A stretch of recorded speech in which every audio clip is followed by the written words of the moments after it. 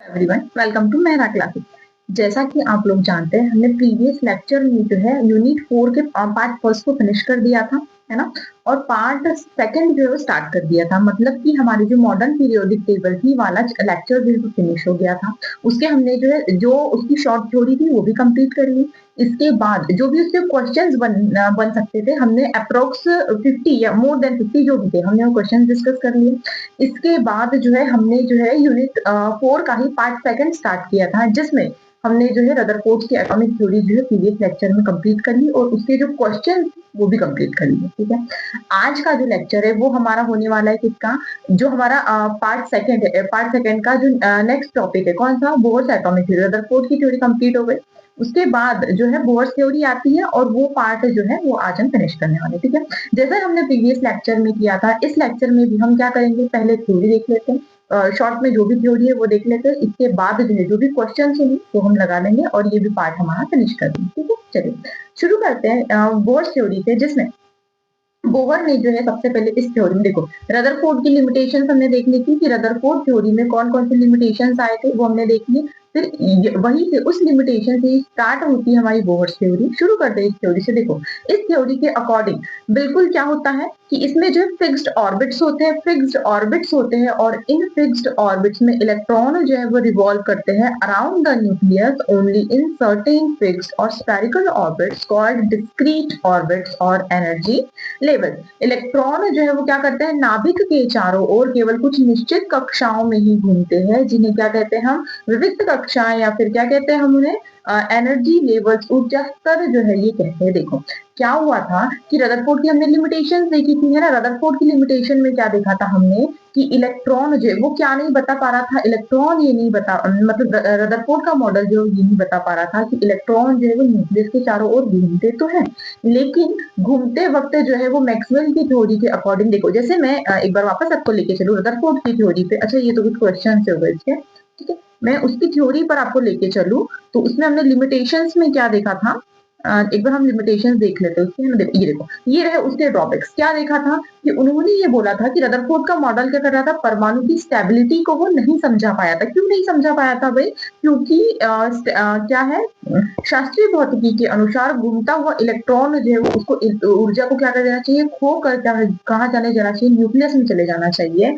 मतलब कि ये जो आपका न्यूक्लियस है और इसके चारों ओर जो है वो क्या कर रहे हैं, इलेक्ट्रॉन जो है अपनी अपनी कक्षाओं में घूम रहे हैं। ठीक है, तो जब इलेक्ट्रॉन क्या करना चाहिए, जब वो क्योंकि लगातार वो घूम रहे हैं तो इन इलेक्ट्रॉन्स को क्या करना चाहिए भाई, अपनी एनर्जी को क्या कर देना चाहिए, लूज कर देना चाहिए। और एक टाइम के बाद जब उनकी एनर्जी खत्म हो जाएगी तो उनको न्यूक्लियस में गिर जाना चाहिए, लेकिन ऐसा नहीं होता, है ना। लेकिन ऐसा नहीं होता तो क्यों, क्योंकि अगर वो गिर जाते तो एटम वहां पे स्टेबल नहीं होता, लेकिन एटम जो है वो स्टेबल होता है। तो बस यही चीज जो है रदरफोर्ड सर जो है वो एक्सप्लेन नहीं कर पाए, है ना। और अब हम आ गए कहाँ पर, हमने सारे क्वेश्चन डिस्कस कर लिए। इसके बाद हम कहाँ आ गए, हम आ गए हमारी थ्योरी पर, कौन सी, ये बोहर की एटॉमिक थ्योरी, है ना। और देखो फिर बोहर ने क्या बोला कि ऐसा नहीं होता कि इलेक्ट्रॉन जो है वो एनर्जी जब अपनी कक्षाओं में वो घूमते हैं तो एनर्जी को रिलीज या फिर एब्जॉर्ब वो नहीं करते हैं। सिंपल उन्होंने बोला कि इलेक्ट्रॉन जो है वो एक निश्चित कक्षाओं में घूमते हैं। मतलब कि अगर ये आपका न्यूक्लियस है तो न्यूक्लियस के चारों ओर कक्षाएं जो कैसी होती, एक निश्चित कक्षा होती है। और इलेक्ट्रॉन जो है वो क्या करता है, इलेक्ट्रॉन देखो जैसे इलेक्ट्रॉन इस कक्षा में घूम रहा है तो इसी कक्षा में घूमेगा, ये वाला इलेक्ट्रॉन इस कक्षा में घूम रहा है तो वो भी इसी कक्षा में जो है वो घूमेगा। इस तरीके से होता है, इलेक्ट्रॉन एक निश्चित कक्षा में ही जो है वो घूमते रहते हैं। और जब वो निश्चित कक्षाओं में घूमते हैं ना तो इलेक्ट्रॉन जो है ऊर्जा को क्या करते हैं, ना ही वो खोते हैं, ना ही क्या करते हैं उसको, मतलब ना ही वो एब्जॉर्ब करते हैं, ना ही वो इमिट करते हैं। बस उनकी एनर्जी जो है वो कैसी होती है, कॉन्स्टेंट रहती है। इस तरीके से जो है वो बोहर ने बताया। ठीक है, आई होप ये फर्स्ट पॉइंट आपको क्लियर है।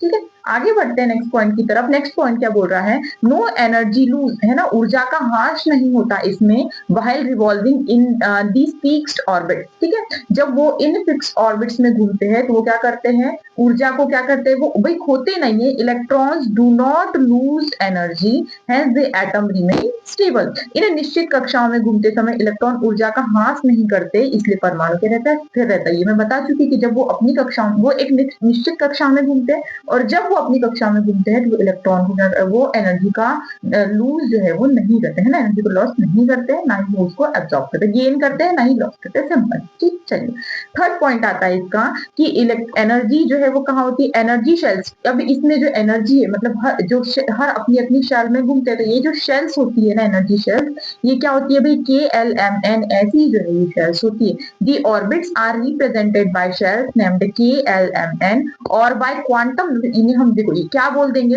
ये जो शेल्स होती है, जैसे देखो ये न्यूक्लियस है, न्यूक्लियस के चारों ओर जो शेल्स है, ठीक है, ये जो शेल्स हो गई आपकी, देखो ये फर्स्ट शेल हो गई आपकी K, L, then M and then N, इस तरीके से, या फिर इसको हम N इक्वल्स टू से बताते हैं कि अगर N की वैल्यू अगर 1 है तो K आ जाएगी, 2 है तो L, 3 है तो M और 4 है तो क्या आ जाएगी, N जो है यहाँ पर आ जाएगी। ठीक है, इस तरीके से आगे बढ़ते हैं। देखो नेक्स्ट है आपका नंबर 4, देखो एनर्जी जम्स, ऊर्जा का अवशोषण या उत्सर्जन। अच्छा, जब वो फिक्स्ड एनर्जी लेवल में तो घूमते हैं तो ना ही एनर्जी को एब्जॉर्ब करते हैं ना ही उसको क्या करते हैं, इमिट करते हैं, ये सिंपल हो गया। लेकिन वो एनर्जी को एब्जॉर्ब और इमिट करते हैं, कब करते हैं, जब वो क्या करते हैं, वो हायर एनर्जी, देखो पहले हम इसकी थ्योरी पढ़ते हैं, देन मैं आपको एक्सप्लेन करती हूँ। देखो electrons can jump from one energy levels to another to move from lower energy level to higher energy level. Electrons absorb energy to move from higher energy level to lower energy level. Electrons emit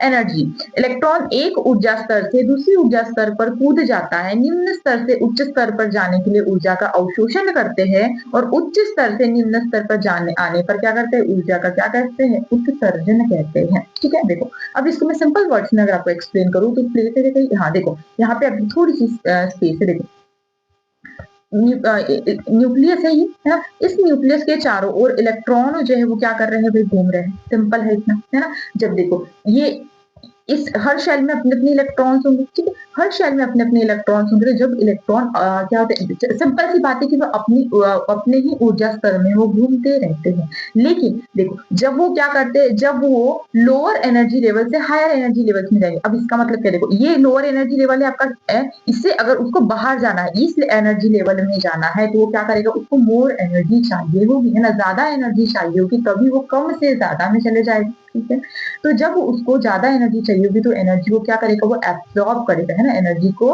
absorb करेगा। लेकिन अगर उसको क्या करना है, अगर इस electron को मैंने कहा कि भाई उसको जो है यहाँ पर अंदर वाले शेल पे जाना है, यहाँ पर ये जो इलेक्ट्रॉन है वहां पर जाना है, तो अब क्या करेगा, क्योंकि उसको हायर एनर्जी लेवल से लोअर एनर्जी लेवल में जाना है, तो एनर्जी को क्या करेगा, वहां पे रिलीज कर देगा, है ना, एनर्जी को वो रिलीज कर देगा। इस तरीके से होता है ना, जब वो अपने ही ऊर्जा स्तर में घूमते हैं तो इलेक्ट्रॉन एनर्जी का लॉस नहीं करते हैं। लेकिन जब वो एक एनर्जी लेवल से, मतलब अगर उसको हायर से लोअर में जाना है तो एनर्जी को वो लूज करेगा, अगर उसको लोअर से हायर में जाना है तो एनर्जी को क्या करेगा, वो गेन करेगा। ठीक है, सिंपल है ये, है ना। तो ये आपका फोर्थ पॉइंट था। आई होप ये फोर्थ पॉइंट आपको क्लियर हुआ होगा। फिफ्थ पॉइंट पे चलते हैं। देखो फिफ्थ पॉइंट क्या था, एंगुलर मोमेंटम।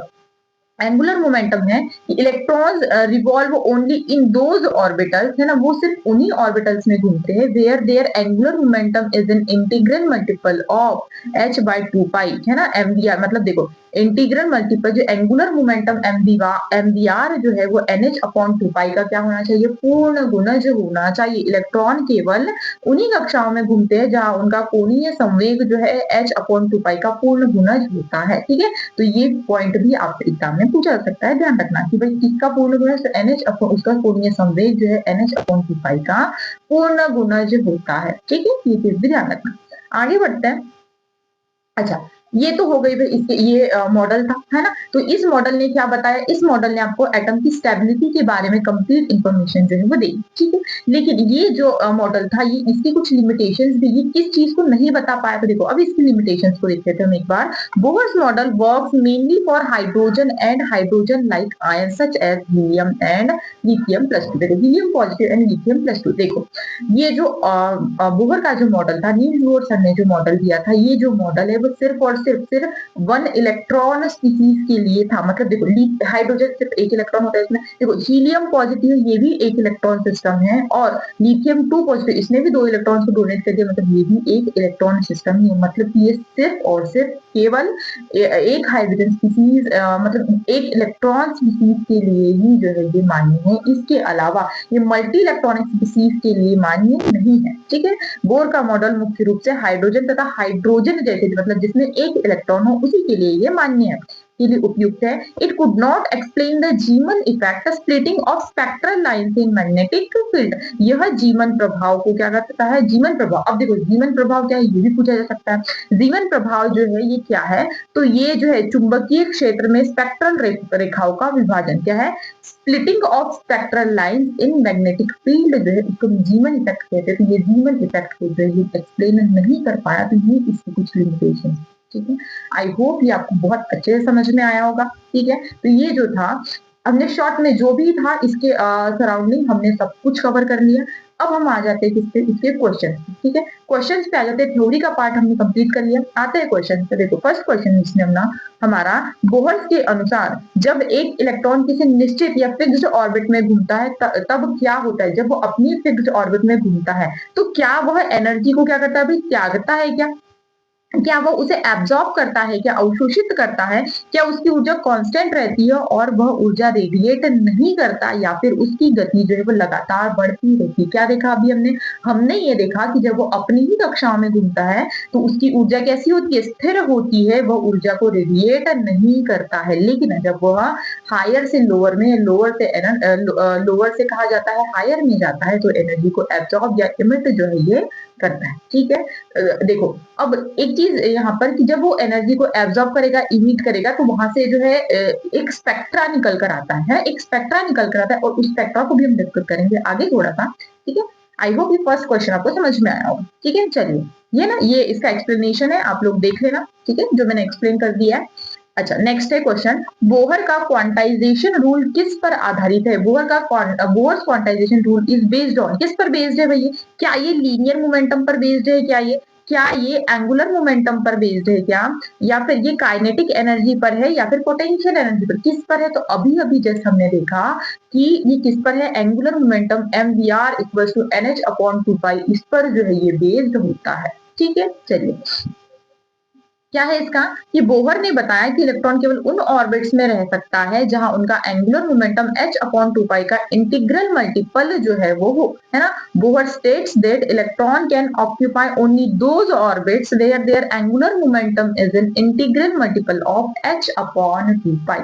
ठीक, चलिए आगे बढ़ते हैं नेक्स्ट क्वेश्चन पे। नेक्स्ट क्वेश्चन क्या बोल रहा है, बोर्स मॉडल के अनुसार nth ऑर्बिट की त्रिज्या, जो इन ऑर्बिट की जो रेडियस होती है वो किसके समानुपाती होती है। According to Bohr's model the radius of nth orbit Rn is proportional to, है ना। ये जो रेडियस होगी किसके प्रोपोर्शनल होगी, तो देखो ये जो रेडियस होगी इसकी बोहर की जो रेडियस निकालने के लिए बोहर की थ्योरी के उसके अकॉर्डिंग अगर हमको रेडियस निकालनी है तो देखो उसका जो फॉर्मूला होता है वो क्या होता है, radius equals to 0.529 n square by z जो है ये होता है ना। तो देखो इसमें क्या हो जाएगा, n स्क्वायर बाय z होता है, मतलब कि रेडियस जो किसके प्रोपोर्शनल है भाई, n स्क्वायर बाय z के, मतलब ऑप्शन नंबर डी जो है यहाँ पर आपका करेक्ट आंसर यहाँ पर हो जाएगा। ठीक है, चलिए और हाँ ये चीज आपको ध्यान रखनी है कि इसकी रेडियस पूछी जा सकती है, कितनी होती है भाई 0.529 n square by z angstrom. और ये जो है आपकी जो एग्जाम है असिस्टेंट प्रोफेसर एग्जाम में जो अक्सर इसका पूछा जाता है इसका रेशो का, अगर देखो उसने आपको पूछा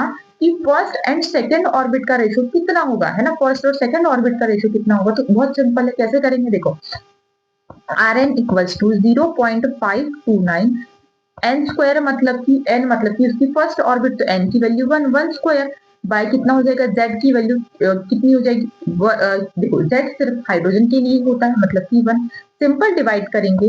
देखो ये Rn की जगह R1 कर दूं, इसको R2 कर दूं, तो 0.529 इंटू सेकेंड ऑर्बिट बोला है, n की वैल्यू कितनी हो जाएगी 2 स्क्वायर, सॉरी n स्क्वायर लिख दिया मैंने, 2 स्क्वायर बाय 4 हो जाएगा। ठीक है, क्या हो जाएगा 2 स्क्वायर बाय सिंपल 1 यहाँ पर, तो देखो कितना हो जाएगा, इससे ये कैंसिल आउट हो गया तो कितना बचा है, सिंपल यहाँ पे बचा 1/4, मतलब रेशो कितना हो गया। तो इस तरीके से आप रेशो भी निकाल सकते हैं। आपको अगर फर्स्ट और सेकंड का बोला है, फर्स्ट और फिफ्थ का बोला, जिसका भी बोला है आप इजीली रेशो जो है इस तरीके से निकाल सकते हैं। कितना रेशो होगा 1/4 जो है इसका रेशो हो जाएगा। ठीक, आगे बढ़ते हैं नेक्स्ट क्वेश्चन पे। नेक्स्ट क्वेश्चन क्या बोल रहा है, हाइड्रोजन परमाणु के पहले ऑर्बिट n=1 की एनर्जी कितनी है, -13.6 इलेक्ट्रॉन वोल्ट है। दूसरे ऑर्बिट n=2 की एनर्जी क्या हो जाएगी, ये उसने पूछा है, पहले की उसने दे दी, सेकंड की उसने पूछा है। The energy of the first orbit n=1 of hydrogen atom is कितनी है, -13.6 electron volt. What is the energy of the second orbit n=2। देखो फर्स्ट ऑर्बिट की एनर्जी, एनर्जी का फॉर्मूला क्या होता है, एनर्जी का जो फॉर्मूला होता है वो देखो सिंपल है, एनर्जी का फॉर्मूला है -13.6 z² bye n² electron volt. तो ये एनर्जी का फॉर्मूला भी आपको ध्यान रखना है। देखो आपको रेडियस का फॉर्मूला ध्यान रखना है, आपको एनर्जी का फॉर्मूला भी ध्यान रखना है, ठीक है। देखो ये एनर्जी का फॉर्मूला हो गया -13.6 z² अपॉन n² इलेक्ट्रॉन। उसने क्या बोला कि n, देखो उसने बोला n=1 के लिए उसने दे दिया है आपको, कितना बोला, देखो इसमें हम पुट करते हैं। देखो E1 अगर मैंने बोला तो कितना हो जाएगा, -13.6 इंटू जेड की वैल्यू कितनी है 1 बाय एन की वैल्यू कितनी है 1 ही हो जाएगी। तो ठीक है, तो सिंपल एनर्जी आ गई -13.6 इलेक्ट्रॉन वोल्ट, ठीक है। चलिए अगर हम E2 की बात करें तो E2 कितना हो जाएगा, E2 हो जाएगा आपका माइनस का सिंपल 13.6 इंटू जेड की value again 1 and then n की वैल्यू कितनी है, उसने बोला n=2, तो ये कितना हो जाएगा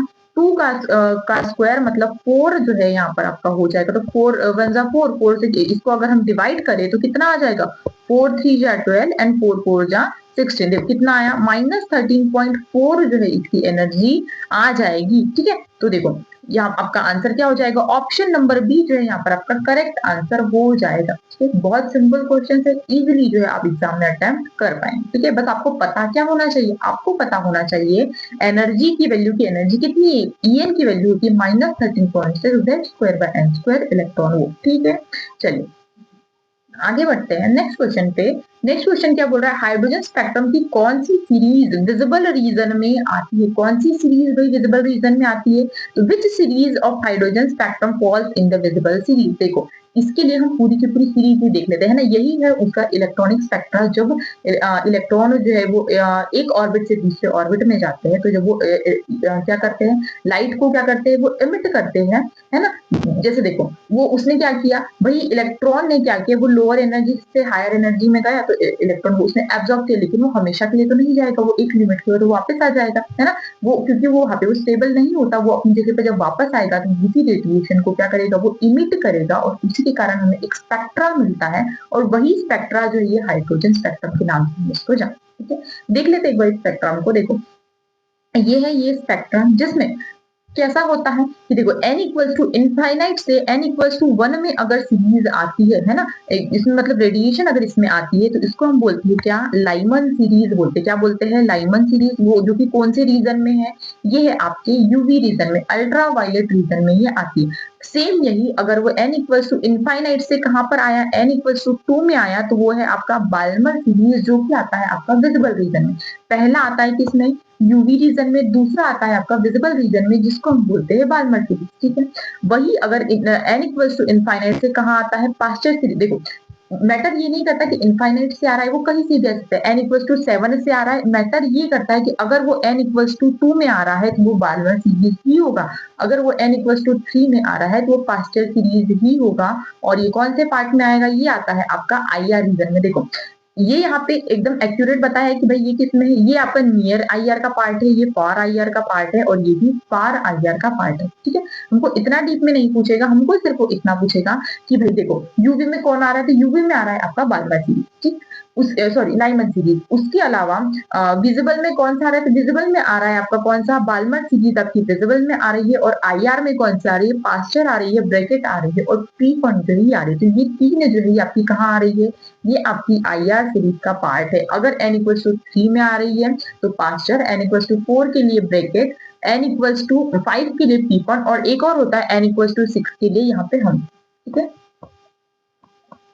हम्फ्री जो है एक और यहाँ पर ये होता है, तो इसको भी ध्यान रखना, ठीक है। चलिए तो आई होप ये आप समझ गए होंगे, है ना, कि IR के लिए कौन सा, देखो उसने बोला है कि विजिबल रीजन में कौन सी, है ना, तो बाल्मर सीरीज आपकी विजिबल रीजन में हो जाएगी, है ना। लाइमन कौन सी, लाइमन आती है आपकी अल्ट्रावायलेट में, बाल्मर आती है आपकी विजिबल में, उसके बाद जो भी आती है वो आपकी कहाँ आती है, वो आपकी आ जाती है IR रीजन, ठीक है।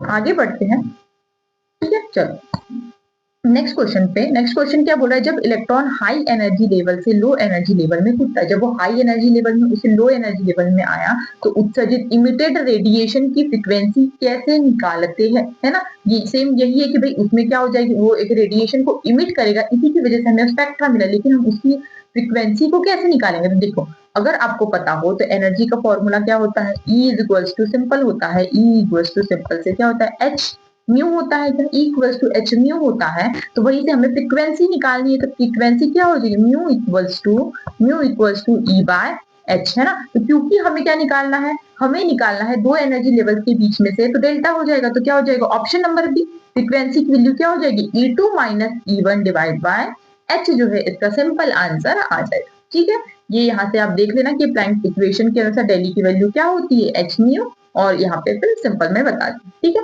नेक्स्ट क्वेश्चन पे बढ़ते हैं, बोहर्स मॉडल की सबसे बड़ी सफलता क्या थी, सबसे बड़ी सफलता क्या थी भाई इस मॉडल की, what was the biggest success of Bohr's model. तो इसने क्या बताया, इसने मल्टीपल इलेक्ट्रॉन एटम को समझाया है, क्या ये ठीक है, नहीं, कि इसकी यही जो है इसकी सबसे बड़ी कमी थी कि ये मल्टी इलेक्ट्रॉनिक स्पीशीज को ये नहीं समझा पाया, ये सिर्फ जो है हाइड्रोजन एटम की स्टेबिलिटी और उसके स्पेक्ट्रम को सही ढंग से जो है इसने समझाया। इसने इलेक्ट्रॉन के वेव नेचर की पुष्टि की बिल्कुल नहीं, इसने न्यूक्लियस के अंदर प्रोटॉन नहीं, हमको आंसर पहले ही मिल चुका है कि इसने हाइड्रोजन एटम की स्टेबिलिटी और स्पेक्ट्रम को स्थायी ढंग से जो है उसने समझा। ठीक, चलिए नेक्स्ट है, ठीक है।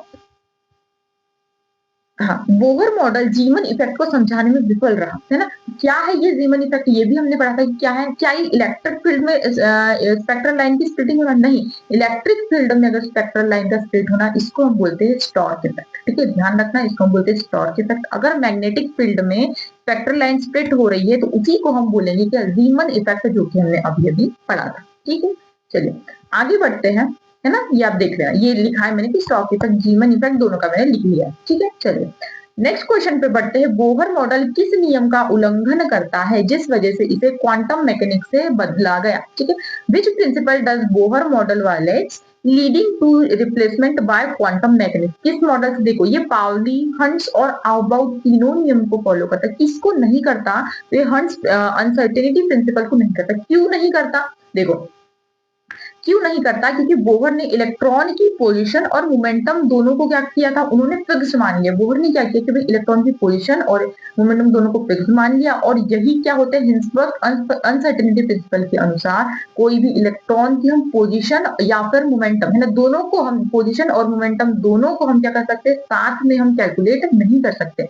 क्यों, क्योंकि अगर हमने पोजीशन को पर ध्यान दिया तो क्या हो जाएगा, इलेक्ट्रॉन का मूवमेंट, इलेक्ट्रॉन बहुत आगे मूव कर जाएगा। अगर हमने मूवमेंट पर ध्यान दिया तो उसकी पोजीशन जो है वो क्या हो जाएगी, वो भी चेंज हो जाएगी।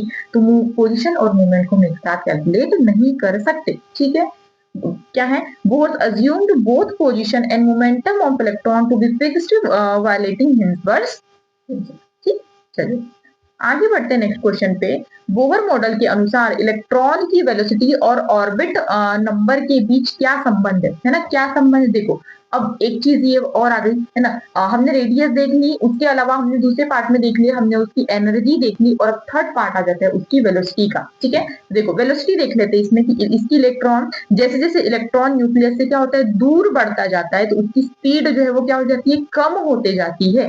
As electrons move away from nucleus n increases its speed जो है वो डिक्रीज, मतलब इसमें इनवर्स रिलेशन होता है। तो कौन सा ऑप्शन सही हो जाएगा, ऑप्शन नंबर बी जो है यहाँ पर आपका करेक्ट आंसर हो जाएगा कि वेलोसिटी में और उसमें किसमें, ऑर्बिटल नंबर में इनवर्स रिलेशन होता है। ठीक है, चलिए आगे बढ़ते हैं नेक्स्ट क्वेश्चन की तरफ। नेक्स्ट क्वेश्चन क्या बोल रहा है, अगर एक इलेक्ट्रॉन n=4 से n=1 में जंप करता है तो हाइड्रोजन स्पेक्ट्रम में total number of spectral line कितनी बनी, है ना। If an electron jumps from n=4 to n=1, how many spectral lines will appear in hydrogen spectrum. देखो स्पेक्ट्रल लाइन निकालने के लिए भी एक फॉर्मूला होता है, क्या फॉर्मूला होता है, देखो n-1/2 ये सिंपल फॉर्मूला होता है। आपको जो हायर लेवल दिखा, देखो n=4 से n=1 में जा रहा है, तो जो हायर वाला है उस वैल्यू आपको पुट करनी। जैसे देखो इस n की वैल्यू क्या है 4 और इसकी वैल्यू 4-1/2 है ना, तो सिंपल आप निकालेंगे तो यहाँ से आपको वैल्यू कितनी मिल जाएगी, 4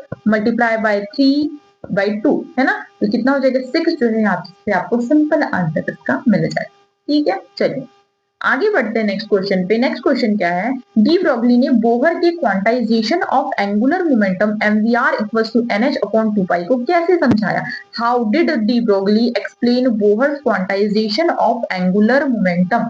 इलेक्ट्रॉन एक पार्टिकल की तरफ मूव करता है, क्या उसने ये बताया क्या इलेक्ट्रॉन एक स्टैंडर्ड वेव बनाता है जिसका circumference 2 pi r equals to n pi n lambda होता है, और इलेक्ट्रॉन की स्पीड लाइट के बराबर होती है, या फिर न्यूक्लियस इलेक्ट्रॉन की वेव एनर्जी वेव की तरह खींचता है ना? तो हमने क्या देखा था कि भाई उसने जो है कैसे बताया एंगुलर मोमेंटम को, ऑप्शन नंबर बी कि इलेक्ट्रॉन एक स्टैंडर्ड वेव बनाता है जिसका circumference 2 pi r equals to n lambda के बराबर होता है। ठीक, चलिए आगे बढ़ते हैं, है ना, ये एक्सप्लेनेशन है।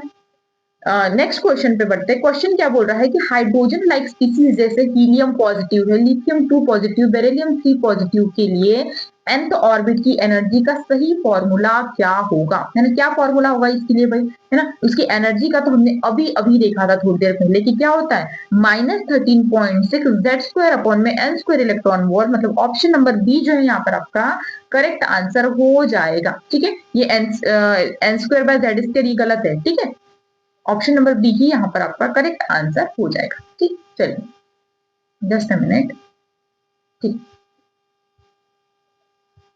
अच्छा, ठीक, नेक्स्ट क्वेश्चन है रीडबर्ग्स कांस्टेंट की वैल्यू और यूनिट क्या है? What is the value and unit of Rydberg constant, है ना? इसकी वैल्यू जो है वो क्या हो जाएगी, देखो इसकी वैल्यू जो है वो क्या हो जाएगी, ऑप्शन नंबर ए, देखो क्या कि इसकी यूनिट जो है वो क्या होती है, जो वेव नंबर होता है ये, इस पर देखो जो वेव नंबर होता है ये इंपॉर्टेंट है और इसी से निकाले, कैसे निकालेंगे ये मैं आपको आगे बताऊंगी, थोड़ा सा वेट करो इसके लिए, है ना? बस इसमें ध्यान रखो कि इसकी क्या वैल्यू होती है, इसकी 1.097 इंटू 10⁻⁷ मीटर इनवर्स। ठीक है, इस तरीके से जो है ये होता है। ठीक, आगे बढ़ते हैं नेक्स्ट क्वेश्चन पे चले तो बोहर मॉडल के अनुसार हाइड्रोजन एटम की आयोनाइजेशन एनर्जी कितनी होती है ना? बोहर मॉडल की आयोनाइजेशन एनर्जी कितनी होती है, तो देखो कितनी होती है, what is the ionisation energy of hydrogen atom. ठीक है, देखो कैसे निकालेंगे, आयनाइजेशन एनर्जी क्या होती है, वह एनर्जी जो इलेक्ट्रॉन को n इक्वल्स टू 1 से n इक्वल्स टू इंफिनिटी बाहर निकालने के लिए चाहिए। आयनाइजेशन एनर्जी क्या होती है ये हम देख चुके हैं किसमें, जब हमने पार्ट फर्स्ट कंप्लीट किया था यूनिट 4 का। ठीक है, चलिए ग्राउंड स्टेट एनर्जी क्या है, देखो -13.6 है इसलिए पॉजिटिव, देखो सिंपल इस चीज को ध्यान रखो कि कितना हो जाएगा भाई, उसने क्या बोला था कि Bohr model what is the ionisation energy, देखो सिंपल है, इसमें कुछ भी नहीं है, सिंपल फॉर्मूला क्या था -13.6 z² अपॉन में n² इलेक्ट्रॉन वोल्ट, है ना? तो इसमें एक इलेक्ट्रॉन के लिए ही चाहिए उसको, तो n की वैल्यू कितनी रख देनी है आपको, 1 रख देनी है, और z कितनी हो जाएगी, z की वैल्यू भी 1 क्योंकि हाइड्रोजन एटम के लिए है ना? लेकिन देखो इसमें आंसर जो है ये आपका कितना होगा, आपका इसमें आंसर होगा पॉजिटिव का, ना कि नेगेटिव का। नेगेटिव में आंसर आया लेकिन आपको एनर्जी कितनी नीड होगी, उसकी पॉजिटिव में एनर्जी की नीड होगी, तो इस चीज का भी ध्यान रखना। ठीक, चलिए आगे बढ़ते हैं नेक्स्ट क्वेश्चन की तरफ। क्या ये क्वेश्चन हमारे फिनिश हो चुके हैं?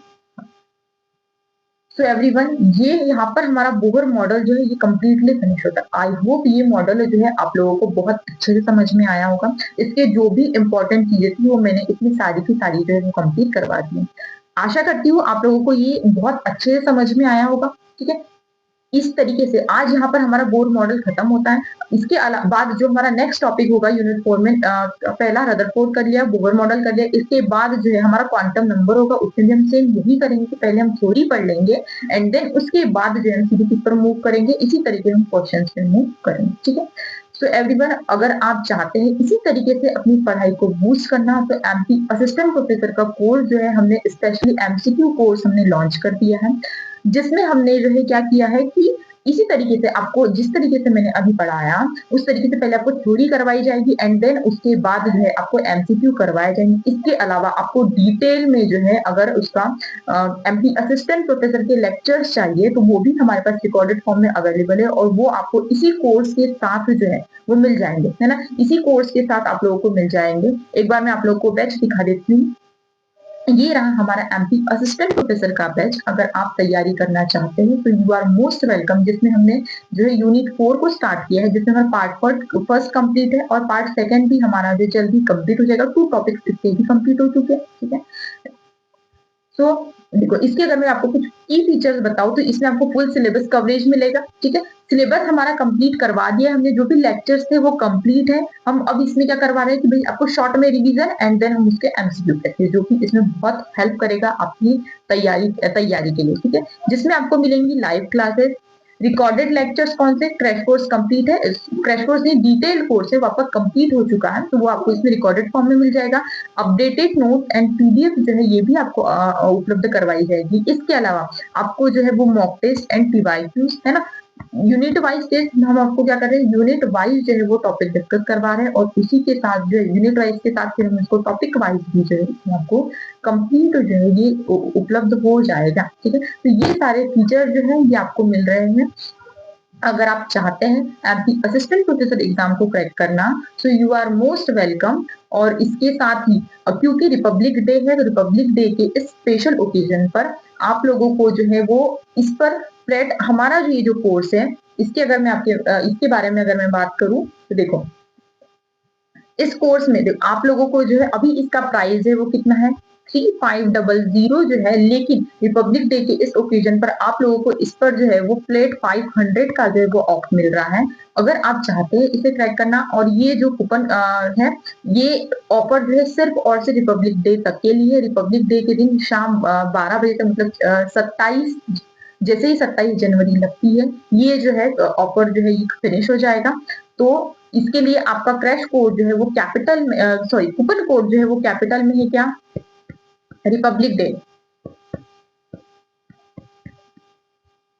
रिपब्लिक डे जो है इसके लिए आपका कैपिटल में है, बिना स्पेस के, ठीक है।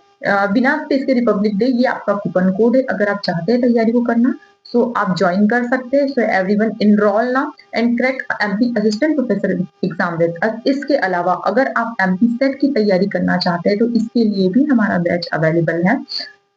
इसके अगर मैं आपको कुछ फीचर्स बता दूं तो इसमें आपको जो है रिकॉर्डेड लेक्चर्स मिलेंगे, कौन से, हमने जो क्रैश कोर्स स्टार्ट किया था एमपी सेट के लिए, उसमें जो है हमने जो क्रैश कोर्स स्टार्ट किया था वो कोर्स यहाँ पे बिल्कुल फिनिश हो चुका है, जिसमें आपको टेस्ट सीरीज मिलेगी, प्रैक्टिस क्वेश्चंस मिलेंगे। अच्छा, इसमें देखो क्रैश कोर्स कंप्लीट हो चुका है, इसके अलावा अगर आप अभी प्रैक्टिस करना चाहते हैं तो उसके लिए भी जो है हमारे प्रैक्टिस सेशन जो है वो डेली अवेलेबल है, डेली बेसिस पे क्लासेस इसमें हो रही है। अगर आप प्रैक्टिस करना चाहते हैं तो वो भी आप कर सकते हैं। इसके अलावा आपको असिस्टेंट प्रोफेसर के जो रिकॉर्डेड लेक्चर थे, जिसमें हमारा असिस्टेंट प्रोफेसर का कोर्स जो है वो कंप्लीट हो चुका है, अगर आपका सेट क्वालिफाई होता है तो आप अगर उसके लेक्चर्स चाहते हैं है ना, तो वो भी आपको इसी कोर्स के साथ जो है वो अवेलेबल हो जाएगा। और इसके अलावा आपको एक साथ मिलेंगे डाउट सेशन, ठीक है।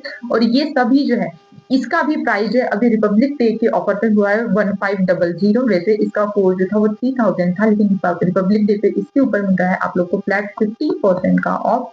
So everyone enrol now. और आप एमपी सेट और एमपी असिस्टेंट प्रोफेसर एग्जाम दोनों ही तैयारी अगर करना चाहते हैं तो मेहरा क्लासेस के ऐप पर ये दोनों ही जो है वो कोर्सेज अवेलेबल है। आप इस ऐप को प्ले स्टोर से या फिर आपको लिंक जो है वो डिस्क्रिप्शन बॉक्स में दे दी जाएगी, आप वहां से जो है इसको जो है डाउनलोड कर सकते हैं। So everyone thank you so much for your attention. मिलते हैं अपने नेक्स्ट लेक्चर में, तब तक में keep learning and stay motivated.